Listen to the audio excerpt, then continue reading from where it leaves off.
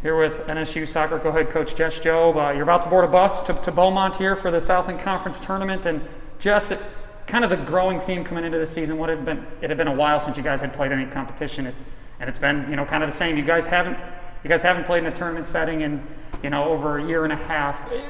Judging the team's excitement over the past couple of days, is there a little added juice knowing that this is the first tournament you guys have been played in quite a while?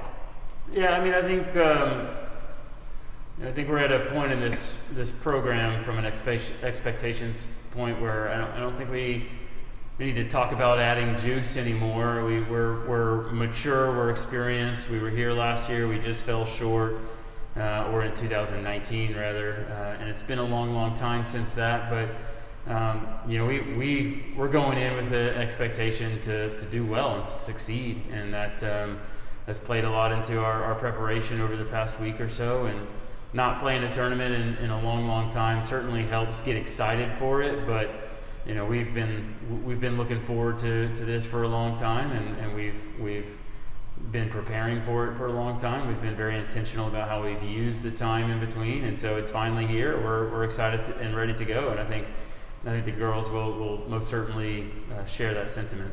Can you had such a tremendous amount of success at the last Southland Conference tournament. Can you harken back to some of those things that you guys did to make yourself successful, in 2019 and apply those to this tournament as well? Yeah, we've been talking about them for a long time, and we talk a lot in these interviews in particular about being transparent and authentic with where we are. So, we had to take a good hard look about at some of the things that we felt like may have played into being key factors for why we maybe didn't complete the job and didn't achieve what we really wanted to last year and fell just short, or in 2019. Again, it's been a long time, but it's something that's continued to be on our minds, and we've talked about it a lot, and of course during the season we took a step back and at some point was very intentional as a group to stop talking about a championship and to stop talking about conference tournament and focus on the games that are right ahead of us. So, we're just excited to have a conference tournament game right ahead of us and be the next game.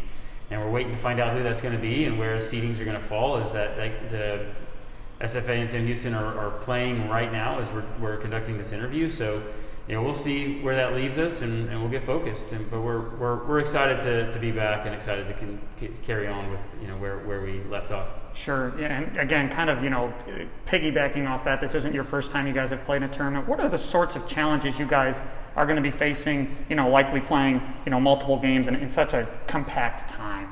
Yeah. To continue to be perfectly authentic. We're missing a couple key players to injury. One in particular that we found a lot of success with earlier in the season, and we've suffered without her. So that's going to be something that we're continuing to kind of work through. I think we've got a good rhythm now in what we're doing and using some players in some different areas and them kind of buying into different roles and objectives, and some players moving around and playing different positions to fill some of those gaps that we've had with injury. We think we're going to get a key player back that's missed recently. We think we're going to get her back for the tournament and at least have her in a place where she's able to contribute some. So, there's going to continue to be sort of this merry-go-round of players playing here, and they may have to fill in here. And game to game, our objectives could change slightly. Players in different positions could slightly alter, and so. That's going to obviously present some challenge, and just as we're preparing for each individual challenge ahead of us with our opponents and trying to determine how we handle those things. But we're going to continue to be consistent in those things that have made us successful, and we know what those things are now. We've had a couple of weeks to kind of work through some disappointing losses and somewhat of some frustration, I think would be fair to say, and not getting some results or not seeing kind of some of the reward of some of our hard work. So we're in a position now where we've seen that happen. We got a good win on Friday that we're able to move forward with and take some momentum in and just continue to stay true to our identity. So all those things will be in play. And of course, as you mentioned, the short turnaround from game to game, 3 games and 5 days is always going to be challenging. And that goes back to what we did last fall. where in the fall of 2020 we didn't play a season and we weren't competing that fall, but we were working really, really hard, and fitness and our kind of game level focus was something that we worked on and something we wanted to kind of take some strides in. So we think the hard work that we've been putting in over the last 10 months really is going to pay off for us, and we're ready to take on those challenges and meet the adversity. Thanks, Jess. Thank you.